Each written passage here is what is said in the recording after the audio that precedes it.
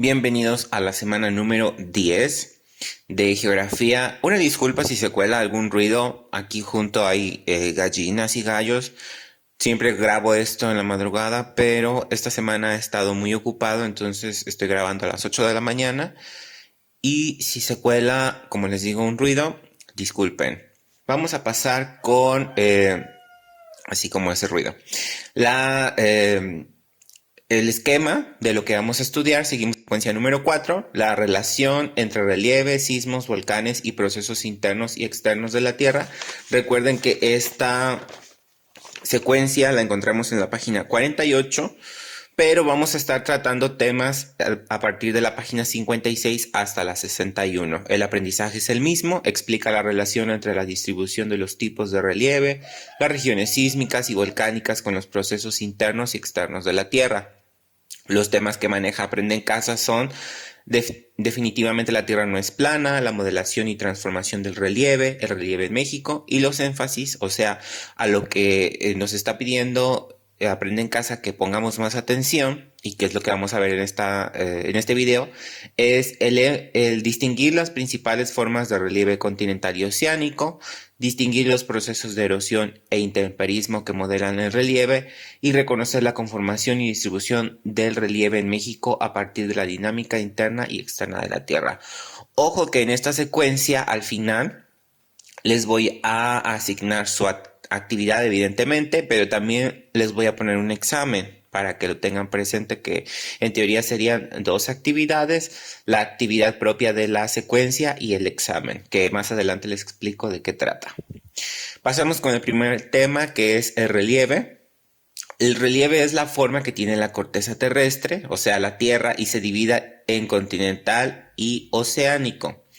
El relieve se modela por agentes internos, que pueden ser los movimientos de placas, los sismos, y por agentes externos, que puede ser el viento, el agua, el hielo o incluso hasta nosotros mismos. Vamos a tener dentro del relieve continental básicos como la montaña, el valle, la llanura, la meseta y la depresión. Esos son los 5 principales que maneja su libro, aunque evidentemente hay muchos más tipos de relieve continental. Pasamos con el primero, la montaña. Aquí hay un debate porque hay varias definiciones sobre a qué altitud empieza una montaña. Incluso hay otros países que manejan distintas variaciones. Sin embargo, para ajustarlo al nivel de secundaria y para que no haya controversia, porque no sé cómo lo vaya a manejar Aprende en Casa en el video, o cómo, cuál sea la definición, pero básicamente la montaña es una elevación con forma cónica que las laderas, o sea, todo lo que rodea a la montaña, los lados, tiene grandes pendientes. Y el libro de texto señala que es a partir de los 300 metros. Sin embargo, siguiendo esa definición, todas las personas que viven en San Felipe, de Platanillo hacia arriba, vivirían en una montaña, y yo considero que eso no es una montaña sino un cerro. Entonces vamos a dejarlo básico para ustedes, que la montaña es básicamente una elevación, como les digo, con forma cónica, con laderas abruptas y que es muy muy alto. La siguiente es el valle. El valle básicamente es un terreno con poca pendiente que ha sido labrado o construido a partir del río. Un río va obviamente moviendo, se va desplazando material y ese material se va yendo hacia los lados, pero el mismo que va arrastrando va formando relieve nuevo. El siguiente es la llanura. Todos ustedes viven en zona de llanura. Y la llanura básicamente son terrenos de baja altitud y de gran extensión que están muy próximos al mar. Cuando ustedes viajan, por ejemplo, de su comunidad hacia Nautla, por la carretera que va de Coapeche a Nautla, se dan cuenta que hay extensiones muy, muy, muy planas y que la vista se pierde en el horizonte. Eso es una llanura porque estamos pegados al mar. El cuarto es una meseta. Este es un poco más extraño para ustedes. La meseta es como una montaña, pero como si le hubieran quitado la parte puntiaguda de la parte superior. Y básicamente es esto, o sea, lo que muestro en la imagen, como una montañita que tiene la parte superior totalmente plana. Y de hecho su nombre lo podrían asimilar como con una mesa, porque es alto, pero la parte superior es plana, como la base, como la tapa de una mesa. Por último tenemos la depresión. La depresión es un terreno que puede ser muy profundo o poco profundo, simplemente al estar más bajo que la zona de alrededor, lo vamos a considerar una depresión. Hay lugares que incluso están por debajo del nivel del mar. Recuerden que cuando estamos en la playa, estamos a 0 metros porque es nuestro nivel de referencia. Y mientras vamos subiendo, pues ese nivel va incrementándose, pero hay lugares dentro de los continentes que están por debajo de ese nivel y generalmente son lugares que tienden a ser muy calurosos o son lugares que incluso pueden ser desérticos como en algunos desiertos de Asia o incluso dentro de nuestro continente también hay este tipo de elementos. Seguimos con esta imagen. Aquí les muestro las formas, muchas formas de relieve continental. Evidentemente no les vamos a pedir todo esto. Su libro ni siquiera maneja más de 5, pero para que tengan presente que existen muchos otros tipos de relieve continental. Ahora sí pasamos con el segundo tipo, que es el relieve oceánico. Así como hay distintos tipos de relieve continental, vamos a tener distintos tipos de relieve oceánico. Y para esto vamos a utilizar un episodio de esta caricatura que es Bob Esponja.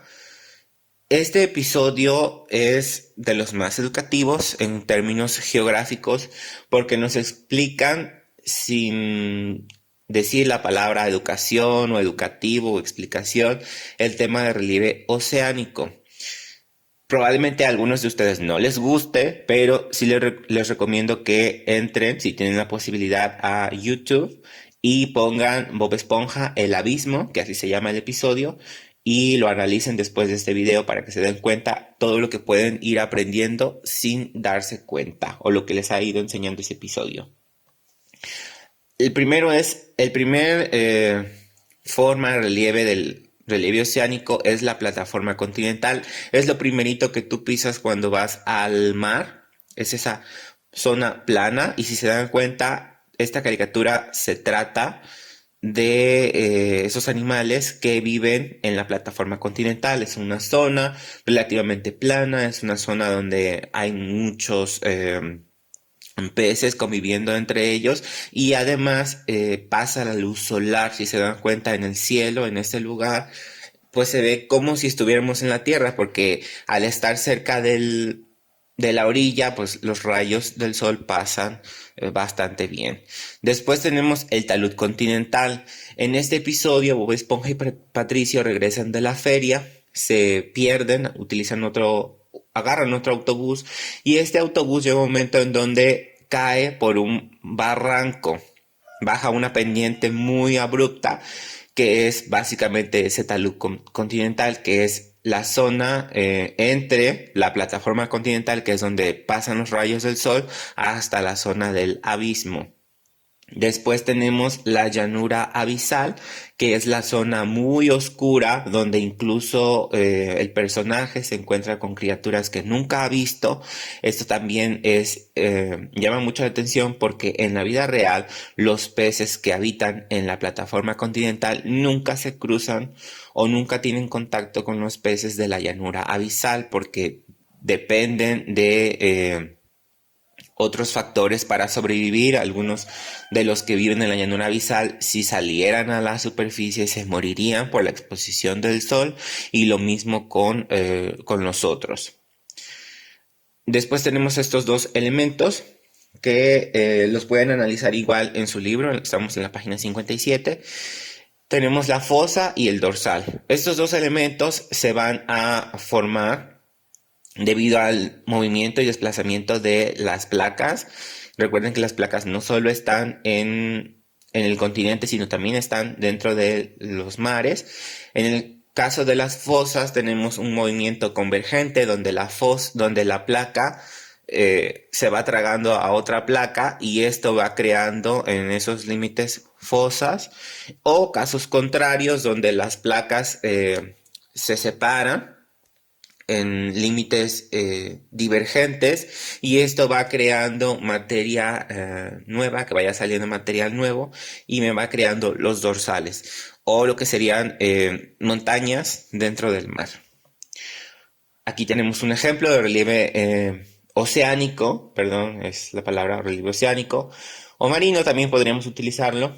Cuando van a la playa, como les dije, ustedes llegan a la plataforma continental y mientras más avanzan, obviamente el terreno va perdiendo nivel o va bajando y hasta llegar a un punto en donde probablemente ustedes nunca han estado, evidentemente, que es el talud continental, que es una pendiente muy, muy pronunciada. Llegan a una zona muy, muy oscura, que es la llanura abisal, y tenemos también esos ejemplos que les mencioné, que es la fosa y el dorsal. Pasamos en el segundo tema, que es la erosión e intemperismo. El relieve y otros elementos de la Tierra, al estar expuestos a fenómenos atmosféricos, se desgastan y se transportan de un lugar a otro. Generalmente esto lo han visto, pero no sabían cómo se llama. Cuando ustedes tienden una prenda oscura y la dejan todo el día en el sol y ni siquiera le dan la vuelta, se les olvida bajarla ya que está seca. ¿Qué le pasa a esa prenda? Esa prenda empieza a perder su coloración. El sol, los rayos del sol, incluso la humedad, van desgastando el material de esa prenda y la va decolorando. Lo mismo sucede con los vehículos. Muchos vehículos de personas que viven en la playa terminan como el de la imagen por la cantidad de sal que se adhiere gracias al viento a la lámina y esa sal va pudriendo desde su interior a la lámina. También tenemos el caso de las esculturas. Cuando han ido a Misantla o Martínez, han visto esculturas o monumentos. Bueno, ahora presten atención a estos monumentos porque hay varios agentes que van deteriorando su composición. Si se dan cuenta, en el cuello del caballo vemos una coloración más verdosa porque no está expuesto a los agentes como el aire, la lluvia o incluso los excrementos de las palomas. Sin embargo, la cabeza, el dedo de la persona, la nariz, al estar expuesto, vean la coloración que tiene, se ha ido deteriorando. Todo esto es el intemperismo y esto lo vamos a encontrar en su libro de texto, en las páginas que les he estado mencionando para que lo tengan presente. Estamos en la página 60. Ahora tenemos el fenómeno de la erosión. Son similares, solo que aquí hablamos específicamente de el relieve como tal. El relieve, todo lo que está a nuestro alrededor, se va deteriorando y transportando debido a estos agentes. Por ejemplo, ahí tenemos una imagen de la roca que se ha ido erosionando por el viento. Las partes que se ven más desgastadas, evidentemente, es donde pega el viento con mayor fuerza. También tenemos una erosión producida por el hielo, donde el hielo al descongelarse o al moverse va destruyendo el relieve que está por debajo del hielo. También tenemos el que es producido por el río, que les mencioné en el relieve del valle. Y también tenemos otro que es producido por el mar. Esa imagen que tenemos hasta abajo no es del mar, pero la podríamos usar como referencia porque las olas van destruyendo la roca que tiene a su alcance y la va erosionando. Entonces, estos son los temas de erosión e intemperismo. Pero recuerden que la más dañina para nuestro planeta sigue siendo la erosión que nosotros producimos al construir casas, al construir carreteras, al nivelar el terreno. Vamos destruyendo el relieve y después ese relieve se nos viene encima y terminamos echándole la culpa al planeta, ¿no? Pero en realidad nosotros mismos producimos ese daño al modificar el terreno. Ahora pasamos al tercer tema, vamos rápido para poder explicar las actividades. El relieve en México es muy interesante. Si recuerdan la actividad donde vieron las imágenes satelitales, se dieron cuenta que hay zonas que son muy muy oscuras y otras zonas que son muy verdes. Y les había explicado que cuando tenemos una textura muy rugosa, estamos hablando de elevaciones o de montañas, y cuando la textura es muy lisa o pareja o muy fina, estamos hablando de zonas muy muy bajas. Si se dan cuenta, ahí les pongo flecha de la zona donde ustedes viven. Bueno, algunos, porque no todos están en las comunidades, pero la zona de donde ustedes se inscribieron para la institución es una zona muy baja, es una zona que pasa de la zona montañosa a la zona plana, y lo vamos a analizar en otros temas también sobre las diferencias de las zonas altas y las zonas bajas. Ahora bien, si se acuerdan, la semana pasada vimos el tema de las placas, los límites de las placas. Y hay un límite, por ejemplo, la placa de Cocos, que es la parte inferior, con la placa norteamericana. Tenemos un movimiento convergente, un límite convergente, y hace muchos años este desplazamiento de placas produjo lo que estoy encerrando en un círculo, que es el eje o sistema neovolcánico transversal, que es donde se acumulan las mayores montañas y volcanes activos de nuestro país. Si completo este mapa, me doy cuenta que no solo es esa zona la que tiene actividad, sino que en nuestro planeta hay muchas otras partes que están en constante movimiento. Recuerden lo que les había comentado sobre la península de Baja California. Ahí tenemos un desplazamiento transformante donde las placas se mueven de forma lateral, y les había comentado que en muchos años más podríamos tener una isla en lugar de una península. Aquí les encierro también algunas zonas que son representativas de nuestro país, que tienen características similares. Y recuerden, en su libro en la página 60, ahí vienen los nombres de cada una de ellas para que les den una checada. Ahora sí, pasamos con la actividad número 1. Van a realizar una maqueta de las 5 principales formas de relieve. Recuerden: montaña, valle, llanura, meseta y depresión. En un octavo de papel tipo cascarón o cartoncillo, el que sea más barato. No recuerdo el nombre. Puede ser incluso hasta cartón, no se preocupen si no tienen o no pueden conseguir el papel. Pueden utilizar materiales como la plastilina, papel reciclado, cartón o lo que tengan ustedes a mano, lo que se les ocurra. Se pueden guiar de su mapa 1.40 que está en la página 56, la imagen que está hasta arriba. La figura 1.40 de la página 56, y al terminar su maqueta, evidentemente envían la imagen del producto al docente, o sea, a mí, para que yo pueda revisarla. Aquí les muestro un ejemplo de maqueta. No debe de quedar así, pero esto es una muestra en dado caso de que no hayan hecho una maqueta nunca. Aquí, si se dan cuenta, es mucho desperdicio de plastilina, entonces como recomendación es que forren los elementos de relieve, que pueden ser con cartón o con papel, con la propia plastilina, para que dé la ilusión de que se está usando plastilina, aunque en realidad sea muy poca. Estos son los elementos que voy a revisar: si entregaron a tiempo su actividad, si la maqueta tiene el color adecuado. Evidentemente no van a poner plastilina de color rojo en el río, porque pues no tendría veracidad. Si utilizaron por lo menos los 5 principales tipos de relieve, si participaron con la retroalimentación que yo les doy, si retroalimentaron a algún alumno y si presentan dominio del tema. Y la actividad número 2, como les dije, es el examen. Van a contestar las siguientes preguntas. Es un examen de preguntas abiertas, y el propósito de este examen es que respondan con sus propias palabras para saber qué tanto han aprendido de los temas. Una vez que contesten el examen, me mandan sus respuestas, y estas son las preguntas. Número 1. Define tu propio concepto de espacio geográfico. Todo esto está en el libro, ¿eh? Y lo hemos visto. Número 2, describe los 5 componentes del espacio geográfico y menciona un ejemplo de cada uno. Número 3, explica cómo se relacionan los componentes geográficos. Número 4, cuáles son los 3 tipos principales de representaciones cartográficas. Número 5, cuáles son los elementos que lleva un mapa. Número 6, dibuja la Tierra con sus respectivas líneas imaginarias. Número 7, cuáles son las diferencias entre las imágenes satelitales y las fotografías aéreas. Número 8, cuáles son las capas de la Tierra. Número 9, cuáles son los 3 tipos de límites de placas tectónicas. Y número 10, qué es un sismo.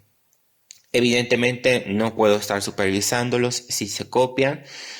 Pueden utilizar su libro como guía porque estamos en una situación pandémica donde las reglas han cambiado, por lo menos en mi materia. Sin embargo, si utilizan el libro, traten de poner su propia percepción, sus propios puntos de vista, para que yo vea qué tanto han aterrizado los temas. Evidentemente, si copian tal cual del libro, pues me voy a dar cuenta, pero no es la idea.